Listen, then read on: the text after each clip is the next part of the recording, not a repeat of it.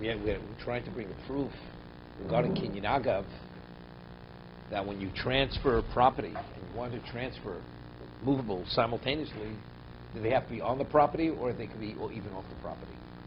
Okay? Do they have to be, the word is tzvurin, contained within the property, even off the property. So you want to bring a proof versus no proof, because we're speaking about, even though it's a very small piece of land, no larger than a tefach by a tefach, 4 square inches. Nevertheless, in terms of, we're speaking about the value, the money, the value of 100 sheep and 100 barrels. That's what we're speaking about. We're not speaking about the actual sheep and the barrels. It's contained, so therefore there's no proof that Kinyan Agav is effective even if the movables are not on the property. That's where we left off yesterday. So the Rishonim speak about a case, they ask a question. It really touches on what David mentioned yesterday. We cited Pasuk that there is such a thing as Kinyan Agav. The Torah says there's Agav, that you're able, when you transfer fixed property, you're able to transfer movables. So we're trying to understand, is the Pasuk revealing that to us only if it's contained within the property, or even if it be off the property? When you transfer the fixed property and you transport the movables. So they ask a question. We have an acquisition known as Kinyan Chotzer. If something is in your domain, you acquire. So if Chotzer, you acquire if something's within your domain, why did the Torah have to introduce Kinyan Agav? What do we need Kinyan Agav? So we said the difference is, does it happen simultaneously or is it a moment later? Kinyan Chotzer means I own the property. Something now enters into my domain. My domain acquires on my behalf. Agav means when I transfer the property, simultaneously I'm acquiring the metaltalin. So what? The Torah should introduce a means of acquisition, which the difference is in what? A moment. Whether it's simultaneous or it's sequential. One follows the other. It's consecutive. What difference does it make? Only in the transfer, in the act of acquisition. In the initial act. Because if my property acquires, once I own it, then it acquires. An initial transfer, what actually happens? No. Stuff inside. No, so look, if we're saying, let's say I'm selling you the house with its contents. No, I'm not talking. No, let's say it would be that case. Let's say, so this is what they introduced. If you say that you have to have tzvurim, that the movables have to be contained on the property. So let's say I sell you. I give you the deed, I say the house and its contents. So if it's Agav, I'm transferring the house, as I'm transferring the property, I'm transferring the contents, simultaneously. And if it would be Kinyan Chotzer, I'd say I'm transferring the house and the movables are yours. The end result is the same. The house is yours, and because the house is yours, and since I'm clearly stating my position, I'm agreeable that you should acquire my movables. So the domain, which is the house, acquires whatever's contained within the house. No, definitely, not even the question. I expressed my intent in the deed. You can express your intent all day long. The question is on the halachic basis. Halachic basis. Does it work? Of course it works. Why does it work? That's Kinyan Chotzer. No. Even if the object were in the Maybe. Chotzer before you owned it. That's all we've mentioned. That's the shach. We're going to go to the shach. Right? The shach says it's a chidush, but it's not simple. And everybody agrees to this. The shach says that the only time a domain acquires only if the objects enter into domain afterwards. But most don't hold this way. Domain acquires whether it was contained before the domain was yours or after the domain was yours. Okay? So what do I need? What?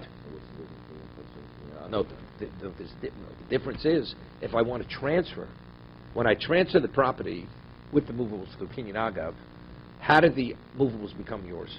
The document transferred the movables to you. That's how it became yours. Right? Simultaneous. As I transfer the property, I transfer the movables. But if there's no Kinyan Agav, I first have to transfer the house, and subsequently, you acquire the movables as a result of the movables being contained within your domain. That's how you acquire the movables, the metaltalin. Just the time. Right.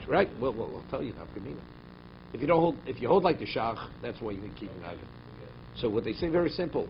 The Gemara says in Bava Metzia, what happens if you have a deer, and a deer could actually jump a fence very easily, and it jumps into your domain and jumps out of your domain, has that deer become yours because it was in your domain?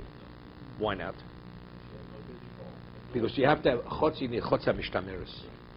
It has to be a domain that can contain whatever you're requiring. But if the domain cannot contain what you're requiring, it's not. So let you have a domain which has no fences around it. The property is yours, there's no fence to indicate that it's your location. Something falls on the domain. Even though the object is lying there now, since the wind could blow it out, or somebody could come in there and take it easily, it's not a protected domain, that domain does not acquire for the person. Unless it's within your dalan amos. If it's within your 4 cubits, so that's the equivalent of the hand. As your hand is attached to your body, which it's under your control, so the chotzir, if it's under your control, then it acquires it on behalf. So if it's gated in, it's under your control, correct? And if it's a deer, even if it's gated in, if the fence is too low, it jumps the fence. So again, it's not similar to your hand. So if I want to transfer that property, which is not a chotzer mishtameres, it's not a protected domain, together with a movable line there, it's going to be effective. Because in that situation, the domain cannot acquire on your behalf. So how do you transfer that object to the person who you want to transfer to? You transfer the domain together with the object lying there. But what is the transfer, not domain? The transfer is, as you transfer the property, I'm also transferring the movable. That's what the Rishonim say. The movable is not yours. That's kinyan. That kinyan would be needed in that context, right? You don't own the deer. If you would own the deer, if a person would own the deer, right? The deer is ownerless, right? I mean, you'd have to bind it, right? You'd have to somehow capture it. Give it to become an uncaptured deer. So what about a farm? This is a large ranch, and the neighbor's ranch, there's 100,000 acres, and the neighbor's ranch abuts to his, and there's no fence between these two. But he has his own cattle, and for the most part they're confined, because it's large. So how would he sell that ranch with the contents? He would use a kinyan agav. Couldn't you have the chutzah? They'd have to fence on that side. Something that's not a one-ring item. Let's just suppose it's he has a tractor on the property. So the tractor's not being blown out by the wind. Does that transfer by chutzah?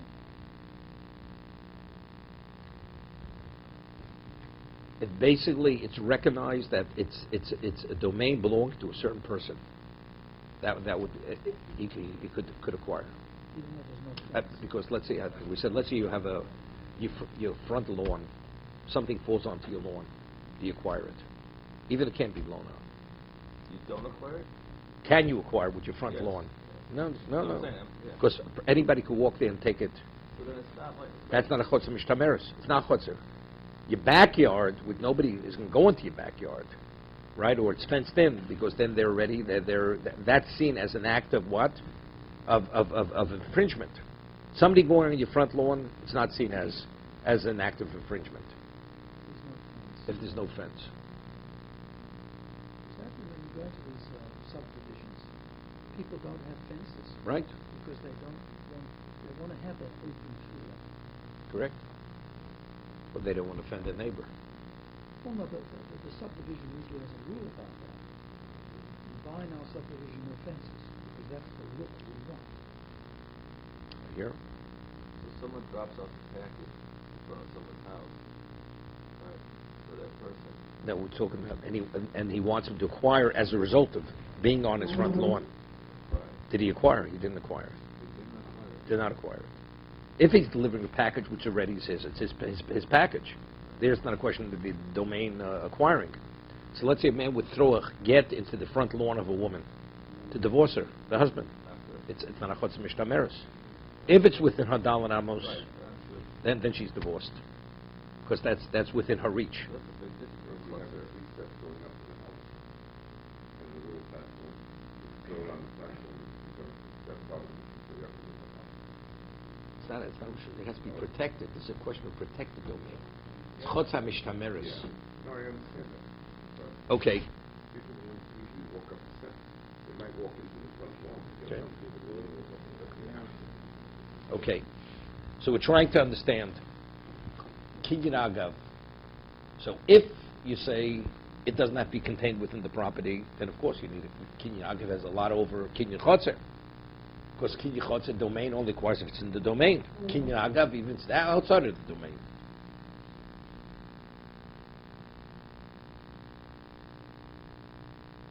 There's a question, what about kinyan agav to acquire metaltalin where it's hefker? You have property which is ownerless, and on that property you have something contained within that property. Right? Does kinyan agav work? Is kinyan agav only where you have somebody transferring? You have a transferor and you have an acquirer? What if something's ownerless? The property is ownerless and the object's ownerless. And you want to do one act. You want to do an act of chazok in the property to acquire what's in the property. Does it work? That's kinyan agav. Right? Acquiring this property. You're acquiring the property, which is ownerless, Right. and you want to simultaneously acquire the object that's lying in the property. Does it work? Because the pasuk, it's a machlok rishonim. The pasuk says the father had given them the cities with movables. That maybe it only works if there's somebody who's transferring ownership. But if there is no owner, maybe it doesn't work. Okay? How does he acquire it? But it's only if it's tzvurim. It can only work if it's tzvurim, right? It's only if it's elsewhere. What is has nothing to do with it. No, we're speaking about it. No, of course not. We're speaking about it's contained within the property, and chazaka, you don't acquire metaltalin with chazaka, right? So now he's doing an act. He changes the lock on the property, or he does something which indicates ownership, and then afterwards, but there's something movable. There's a movable there. So Rameir Simcha cites a Tosefta. The Tosefta says in Bava Basra that if you have Nifsi Ager, a convert dies, he has no heirs. And somebody wants to acquire his property and what's contained in the property. So the Tosefta says in Bava Basra that when he does an act of chazok in the property, he acquires the property but not what's contained within the property. Explicit. Rameir Simcha cites the Tosefta, he says clearly, explicitly, that agav does not work unless there's somebody transferring. And over there, Nifsi Ager is hefker. That's what he cites. So they cite there's a commentary on the Tosefta that has another girsa in the Tosefta. That when you acquire the property, you acquire what's contained within the property. So according to Rameir Simcha's girsa, his text, he reads, it doesn't work. There's another girsa, it does work. Okay? So we're just going back to the shop for a moment, and just why couldn't he, according to his position, argue they do happen sequentially? First he acquires the property, that's not a problem. The other person has now already relinquished the movables, correct? Because that was, a person doesn't need a contract. Correct. He can relinquish. So the seller has relinquished all the movables. Okay. The man has acquired the property. Now these things are sitting in his property. Now the acquisition. It doesn't acquire. Why? Because Why? Because the other person has no ownership. These things are sitting in my property. I mean, you have to understand what the rationale is. Again, his position is that the shach, that if something is previously contained within the domain, and then you acquire the domain does not acquire on your behalf what was contained there prior to your ownership. That's his position. So that's exactly what we're speaking about. So you're asking, what's the rationale? Well, no, I'm saying I don't understand his. I understand that it cannot happen simultaneously. No, of course it doesn't happen simultaneously. Because that's not what kinyan chotzer is. That's understood. Chotzer means my domain acquires on my behalf. So, right? But he says it doesn't. If it was contained within that domain, it doesn't acquire on your behalf. That's separate. The Chazal who say that it does work, do they say Not the that Chazal. It's an argument in poskim. All right, the poskim who say It does work. It works. Why? Because Does logically. it happen simultaneously? No, of course not. Or does it happen sequentially? Sequentially. Ah, so it happens sequentially. Of course it's sequentially. The only thing happens simultaneously is if it's kinyan agav.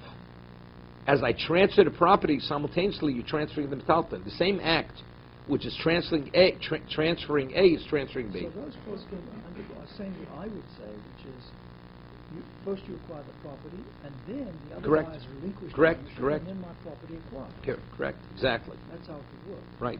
So why would the shop not see that? They bring proofs back and forth regarding this. But what would the logic be? What would the logic be? So I think this would be the logic. If something is not owned and I want to acquire it on behalf of a third party, this is I could be your representative to acquire it on behalf. What about if I own something previously and a person appoints me to be his agent to acquire that object on his behalf, which I previously owned? Can I acquire it on his behalf or have to give it to a third party? You have to give it to a third party. Why? You understand what I'm saying? If I appoint you, I say, could you please purchase something on my behalf? And you're my agent, and you purchase on my behalf. The act of purchasing, that action is attributed to the one who appointed him to be the agent. But let's say a person owns something. The person, Reuven, owns something. Shimon says to Reuven, I'm appointing my agent that what you own, you should acquire on my behalf. Is that acquisition effective? Have any value? Both sides of the transaction. It's meaningless. But you're my agent. So if you're my agent, why can't you acquire? The answer is because what is an act of acquisition? It's a demonstration of ownership.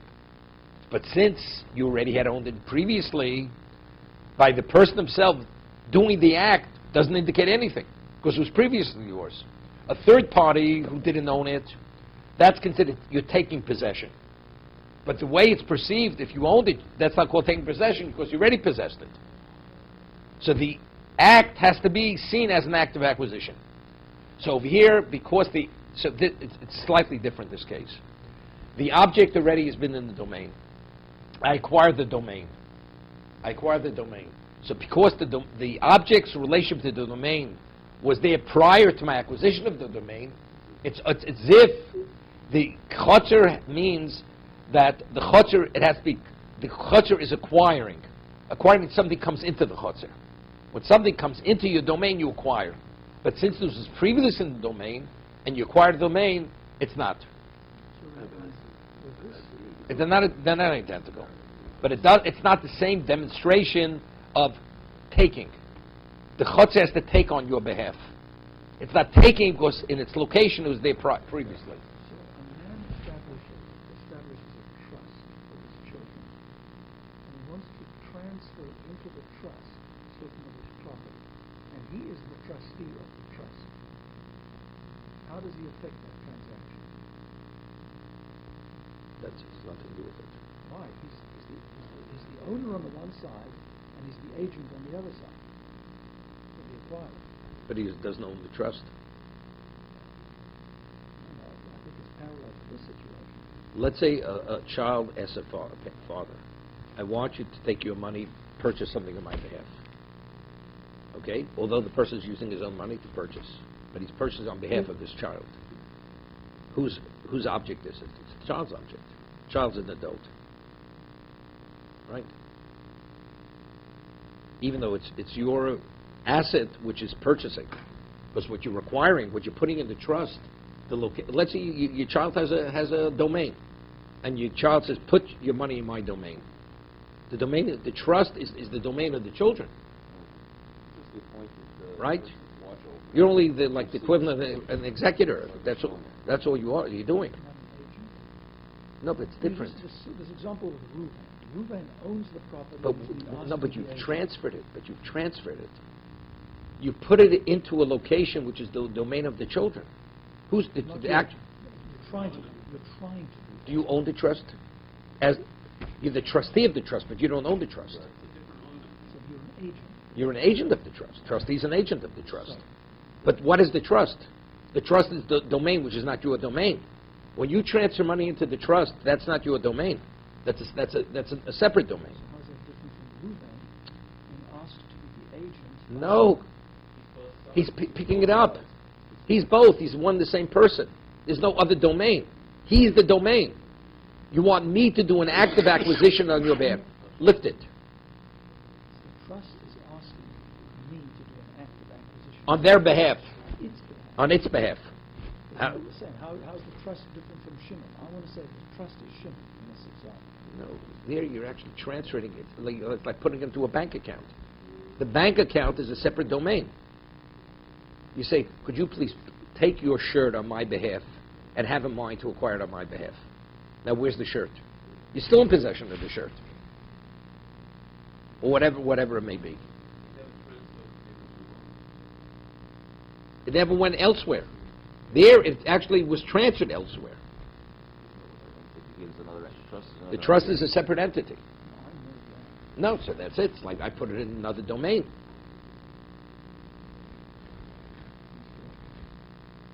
I see. I'm thinking of the trust as Shimon.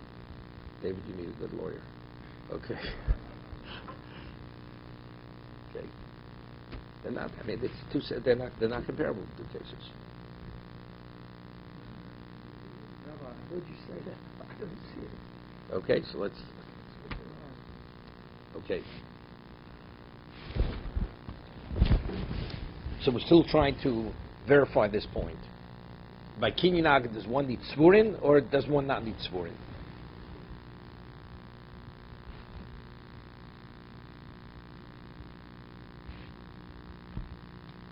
Toshma, bottom of the page. Maaseh Rabbi Gamliel, Zakenim Sheyubon B'Svina. Rabbi Gamliel and Zakenim, they were traveling on a boat. Omalem Rabbi Gamliel, and we'll see, which is unusual. The Gemara says that there's a chazokah, there's a presumption that a chover, a person who's classified as a chover, he's meticulous in his observance of mitzvahs, he doesn't leave anything which is not tithe. So let's say a chover dies and there's a barrel of fruit or grain, the family can partake of it because there's a presumption he definitely tithed it. There's chazokah, a chover doesn't leave anything which is not tithed. Rabbi Leo forgot to tithe something. He was on this boat and he reminded himself he left something at home which was untithed. So it's untithed, what's its status? It's tevel. So if his family eats of that food, it's a serious violation. Okay? So he wants to correct it, but he's on the boat with his colleagues. So what does he do? See, first he has to take, we're talking about he has to take truma and he has to take meiser. But right, he talks about meiser. Meiser rishon, the first 10%, who do you give to? You give to the Levi. Then you have, let's say it's the third or the sixth year of the sabbatical cycle, you have to give masa oni. But let's say you're on the boat and there's no poor people with you on the boat. So how do you give masa oni? So the Gemara is going to say Rabbi Kiva was the what? He was a gabbai tzedakah. He oversaw, he had a fund, and he would actually distribute money to the poor. So Rabbi Kiva would acquire on their behalf the Maisa Oni, the 10% of the Oni. How does he transfer it to them? How does he transfer the produce is back in his home? It's not here. So how did he transfer the produce to the Levi, and how did he transfer the produce to Rabbi Akiva? That's what it speaks about. Amalei Rabbi Gamliel is a case. The 10% that I'm going to evaluate, Nosed li Yoshua. I'm giving it to Yoshua. So Rashi, who's this Yoshua? Reshua Reb Chananya, who was a Levi. We'll see Rashi cites in the morning. Erchin. He was a Levi. Umakomo Muskalo, and its location is being rented to him. Muskalo. Visar Acher, and the second 10%, which we'll see, is Maisa Oni. Shani Osed Lomud, which I'll make the evaluation what it is exactly, to be determined what it is. Nosel Akiva ben Yosef. I'm giving it to Akiva ben Yosef. Kadesh Yiskabod Aniyim. That he should be the one to take possession on behalf of the poor. Umakomo Muskalo. And its location is also, leasing the location to each of them, that they should be able to acquire the produce with that location. They're both on the boat. They're both on the boat. So which location is closer?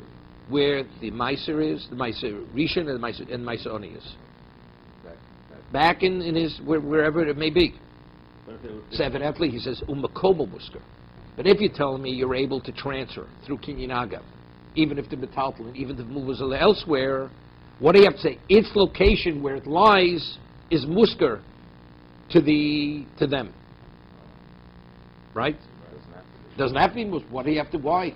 I'm transferring the property for a moment, and as I transfer the property, I'm transferring the produce, wherever the produce may be. No. Makom muskar. Muskar. I'm renting it. It's leased to. What does he have to lease it to? What else could he do? No. He could say what? I'm transferring for a moment, and the transfer of property for a moment, I'm transferring the produce forever to be yours. Is leasing ownership? Leasing, I acquire through leasing. What leasing means, post facto, I need the location. I need the location, which is more going to ask a good question. I mean, it's kinyan chotzer. Seemingly, it's kinyan chotzer. It's not kinyan agav. But wanted to use kinyan agav. If kinyan agav is effective if it's elsewhere, right? What do you have to say? Makom muska. One step. It's the produce I'm tithing, but how do you acquire it? Makom muska. The location is leased to you. It has to be on the property. That's what it's So shmami no b'inut tzvurim. Bo.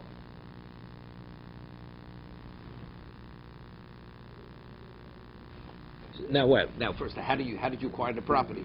One would say, how did he acquire the property? No, so each of them had to give him minimally a shavat pruta.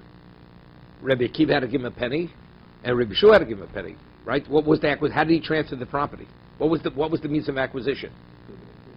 No, that was the Rav says he gave him a penny. Each of them gave him a penny. Okay, take a look. Makom muskar nosel Rabbi Yeshua pruta b'schar hamokom nibzetaltlen niknim im akarka bekesef.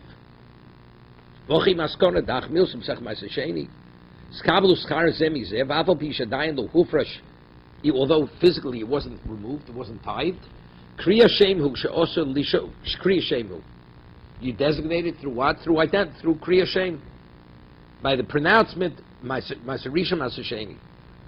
She'osa lishos l'chaver b'dov she'enu mesukan. Va'afilu ochlo mimenu ein kan chiv misu mishum tevel. Right? No, which means ochlo means now. If once they do this, even if you should eat of it, there's no provision of tevel because kriya shem, pronouncing the pronouncement what it is, that's sufficient.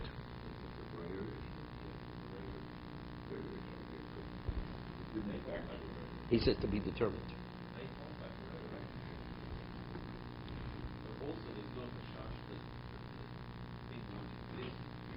No, there's a chazokah. There's a chazokah. No, not shemi, boka, no. That's specific by wine. By wine, because the no, because the barrel may burst. Mercy, because the barrel may burst. Here's not a question of barrel bursting. We're talking about regular produce, not wine. No, there's a footnote here that says there was a presumption that it will not all be consumed by its household. No. Of course, it has to be. No. He's not saying that. No. He's saying something else. But if more many locations where there's an argument, if you have a barrel of wine and you're right at the entry of Shabbos and you don't have enough time to physically remove it. The person says the 2 pints that I will take out after Shabbos should be this, and to be determined. Are you permitted to drink the wine on Shabbos, although physically you didn't remove it from the barrel? This is a machlokas. So the Gemara originally wants to say, what's the machlokas? Well, they say yesh breira ein breira. To be determined, is that a valid effect or not a valid? The Gemara says no. Everybody agrees yesh breira. What's the machlokas of Meir and the others? Because it's not unusual that a barrel could burst. What happens if the barrel bursts? That means it's been indicated it was never meant to be tithed after Shabbos. So if that's the case, they drank untithed wine. Therefore, so what does Reb Shimon Reb Yehuda say to Rameir? We don't worry about the barrel bursting. It's something remote. Rameir says no, it's something to be concerned about. So there they were arguing the reality. Are we concerned, not concerned? But that's specifically a barrel bursting. But if we're talking about dry produce or something else which has to be tithed, it's not specifically that. But of course, if all the food's going to be eaten, so then there's nothing to tithe. What does it come upon? It won't be eaten. What? It won't be eaten. All of it won't be eaten. What? Surely there's no, they're right? More than 90% is going to be Right. Because the family assumes that it was tied already. They know, the family knows nothing. Yeah. But let's say by the time they get back, it's all going to be eaten. So it comes out that the act is nothing. What I will determine will be. By the time you get home, there's nothing to determine. If everything's going to be eaten, so what? So then they eat tevel. Of course, it's never going to be determined. The answer is, the probability is they're not going to eat everything. Right. Okay?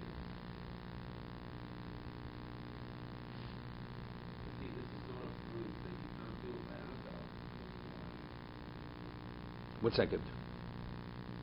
No, not I got. The Gemara wants. Wait, second. Svurin di'inon. No. Svurin di'inon. Medikoma makomo v'lo mokom acher. Since he says its location should be leased to you, right? That means, what is leased? The reason why it's using leased is because it's only for a moment. It's not a permanent acquisition. I'm giving it to you for a moment, so it seems transfer. That's why it's musker. Not because of kinyan chotze. You understand? No. Once the Gemara understand. No. One step transaction. So this is Kinyan Agav? This is kinyan agav. This is like Chotzer. It could be like Chotzer. What about the Gemara's going to say this chotzer? What the Gemara's going to say, right? It's on the property. Since he says its location should be leased to you, because again, why is he transferring ownership of the property? Only as a means, as a conveyance to transfer the produce, right? He's not giving a permanently it should be theirs, but it does not be kinyan chotzer, right? The Mishnah says in Bava Basra that just as one acquires property through keser shtar v'chazaka, one leases property through keser shtar v'chazaka. Right? Same means of leasing, same acquisition. So if that's the case, if I want to lease it to you for a moment, so it's the equivalent of acquisition. It's a moment. Leasing is considered a kinyan. It's a momentary acquisition. So that act of the acquisition to lease is the same act to transfer the produce. So that's the Gemara's question, right? How do you transfer the produce? It must specify, right? No, it's contained on it. Right. Musker. So He said Mekomo Musker. Its location is leased to you. What do you have to say? Its location is leased to you. Wherever it is. Wherever the produce is, I'm transferring your property, and wherever the produce is, it is. What do I mean? Its location is leased to you. Why do you have to give it the location where the produce lies? So evidently, the Gemara says, you need Svurim. Gemara says no. So Gemara says, what happens after you've tithed it? Let's say it's just for the moment. So after you have it, now the recipient is pressured. They have to remove it. If it's only as a means of transfer, so now the produce belongs to Rabbi Akiva, who represents the poor, and Rabbi Yeshua. So if it's only for the moment to receive it, now you have to take it out of there. So now they're pressured. So if I lease you the location, no, you have a right to leave it there. That they shouldn't feel burdened that they must have to remove it immediately. If he wasn't worried about that, how could he have effected this transaction? It could have been elsewhere. The produce, even if it would have been elsewhere. But how would he have done the transaction? Kinyan agav. So how would that have worked? He wouldn't have to say its location is leased to you. I'm leasing you property, and through leasing the property, I'm transferring produce elsewhere. I'm not getting the distinction between the two. In both cases, he's leasing them property. What's the difference? The question is, where does the produce lie? Is it lying on the property, or is it elsewhere? Oh, He says, Mekomo Musker. Its location is leased to where the produce lies. so there we're not dealing with the subject of a property separate. It's not subsumed by the property. If it has to be on the property, that means the property subsumes what's on it. Yeah. But that's what he did over here. That's what he did. So because why did he do it? So evidently means it has to be on the property.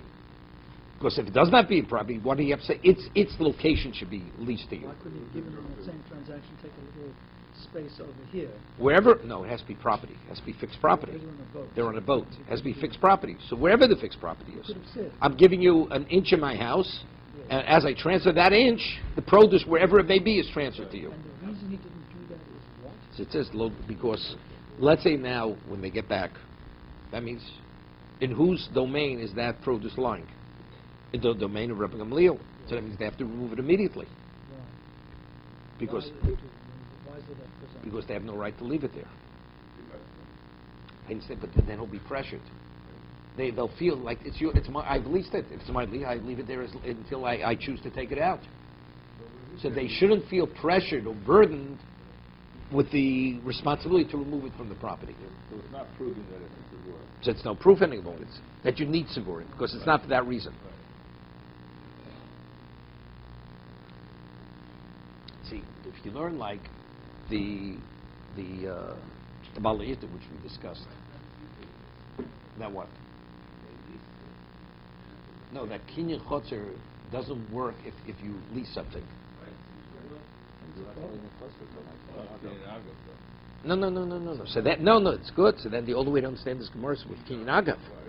But if you learn that when you lease something you could acquire with the Chotzer, so what's the whole discussion here?